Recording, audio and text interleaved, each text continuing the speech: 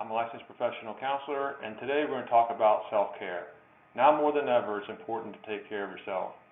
It's also the month of May as I'm doing this recording, and it's Mental Health Awareness Month. I hope you all are safe and well. The presentation is Finding Your C.A.P.E. It's an acronym for Capacity, Ability, Purpose, and Empowerment. Here's a quick agenda. I may skip a couple of slides in the interest of time. We're going to talk a little about what we can control and what we can't, talk about signs of distress, 5 ways to well-being. I'm going to show you where you can find a nice video on dealing with coronavirus anxiety on our site.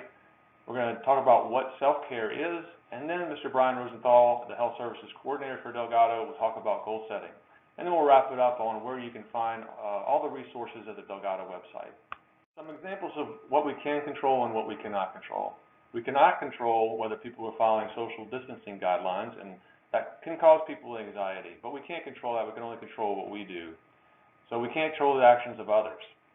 We can't control what other people's motives are. We can't control how long this whole thing will last. What we can control is our positive attitude. We can also limit our time on social media and looking at the news or reading the news, as that can cause us a lot of anxiety with all the conflicting information. Finding fun things to do at home, we can control that. We control our own social distancing and what we follow. Some signs of distress, what to look for within yourself and within other people. Some examples of that might be, how are you interacting with others and how are they interacting with you? Marked changes in physical appearance, although now in COVID times, things have changed, working from home, of course. Marked changes in mood, motor activity, or speech is another.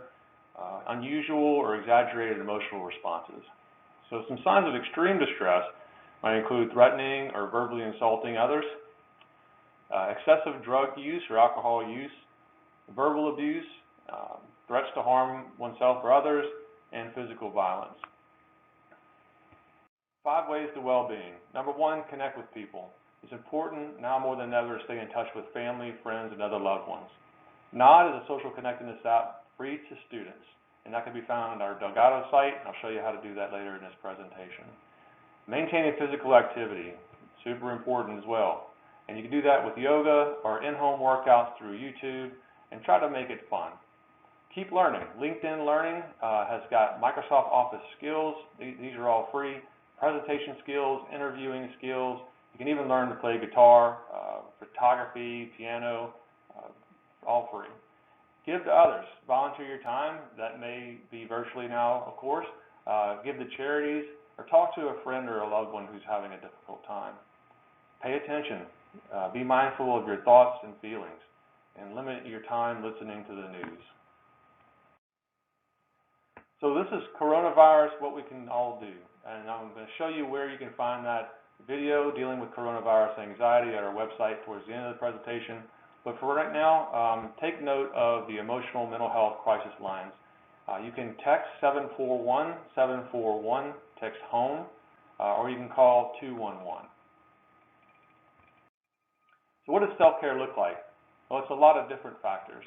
So consider what self-care is to you. We all have a Bill of Rights for self-care. You have the right to take care of yourself. You have the right to seek professional help. You have the right to take a rest day or a mental health day. So these are a few of the examples that you should consider when thinking about what self-care is to you. This is a self-care wheel. As you can see, it consists of a lot of different factors that involve our care and well-being.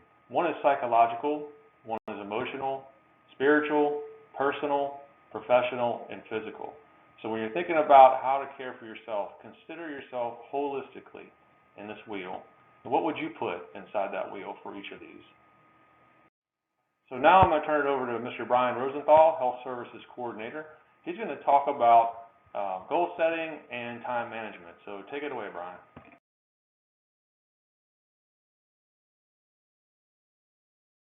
Thank you, Brian. Now I'm going to talk about our resources available to you.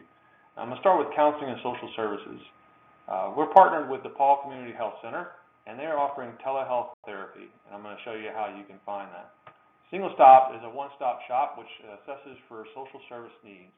I'm going to show you where you can find that as well. The resource page I've been referring to is an emergency and non-emergency personal assistance page. And if you go to any search field on any Delgado page and enter personal assistance, you'll find a link for it to come up. Some examples of that are anti-violence resources, which is our Title IX information. Some is a non-emergency disaster line. You can apply for disaster assistance. There's a link for that. And then information for LGBT students. Those are just a few examples. It's a wealth of information and certainly worth a look. You may remember I mentioned WellTrack, which is a mental health wellness app, free to Delgado students, and you can find that on that resource page as well. We hope you found this information helpful. So what is C.A.P.E? Do you remember? C.A.P.E is capacity, ability, purpose, and empowerment. We hope you're staying safe and well during these tough times. Thank you for your time and attention in listening to this presentation. Make sure to find your C.A.P.E. That was some fantastic info from our Delgado family. Don't forget, hit the subscribe button below, as well as the bell to get notifications every time we post a new Chew and Chat episode. You can also follow us at Delgado Recruit on Facebook, Twitter, and TikTok, and at Izzy_Delgado 1921 on Instagram. To find out when our live stream events are happening, check out our website, www.dcc.edu/future-students/events. I'm Nikki with Recruitment and Outreach, and we'll see you next time.